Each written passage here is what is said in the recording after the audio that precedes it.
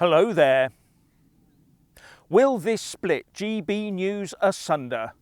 Free-thinking people across the country are supporting Mark Steyn in his spat with GB News, and that now includes some of Steyn's fellow GB News presenters.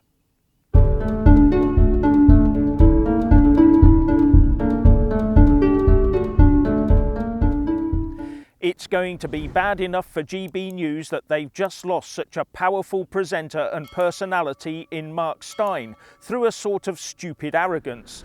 But now factor in other GB News presenters publicly falling in behind Mark Steyn.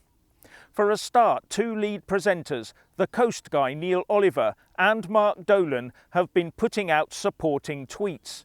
Where does that leave GB News? On the verge of handing out onerous contracts to more of their presenters maybe, in the hope of cowing them into compliance with the new GB News order? Is a battle developing between the GB News execs and the people who are its public face? It certainly looks that way. But the corporate side will find that the people they pay to be their public face, because they can build a rapport with an audience, will be the ones that get the support of the public. And that support for Mark Steyn will travel across to anyone who supports him. But ultimately the corporate structure is controlled by the WEF-affiliated Ofcom, as well as deep-pocketed advertisers. And they may be hoping to brazen it through until people forget about Steyn and keep watching GB News output. And there will be certain GB News presenters who will sit quietly back and watch. Now Mark Steyn has started publishing stuff on his own website, so that might attract a lot of attention. But in the brutal world of the internet, it is very difficult for a website to compete with big media without the backing of a big structure like Google to do all your search engine optimization and push you on their own search results like YouTube does. But as far as I can see, Mark Steyn is an enterprising sort of chap and will not take this lying down. And if you fancy a break, the Steyn Cruises are back as an annual event. And good luck to him.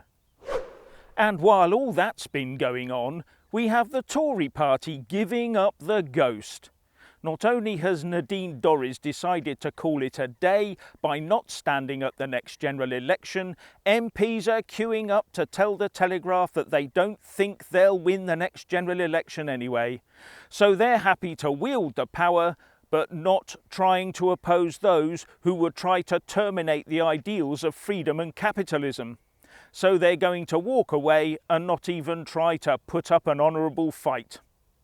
Now many people would say, good riddance, let's get some new true blue Tories into the party, let's get some young blood to clear out those failed politicians.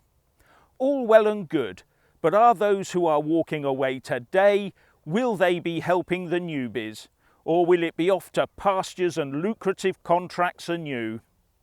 Still, I'm not sure that that matters anyway. As I said in my last video, the Tories are irrelevant and may end up staying that way. But there are now reports that the RMT is looking to use industrial action to really put the political knife in and bring down capitalism. Now, bringing down the capitalist system would mean everyone working for the state and taking what they are given in return.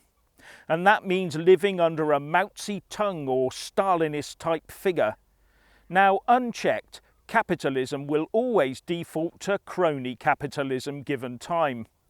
But communism will default to crony communism in a much shorter time frame, with the reason being that capitalism starts out with inbuilt freedoms, where communism does not.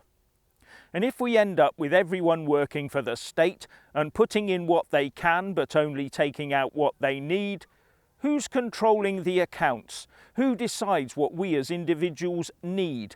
Who decides if the work we put in is enough to get the rewards? The union bosses? Hello everyone. I should have done this ages ago. A proper introduction to Richard here, who's been with me for 15 years, doing things like this, filming, writing, technical stuff and all the background stuff, the sound and the editing of video and music. So he's the man for that. I was just the public face to start with, but now we're getting him on board as well. Hang on a second, I was the public face originally. No, you weren't. Yeah, so we're going back a few years ago, but continue. Thank you very much for that, yes.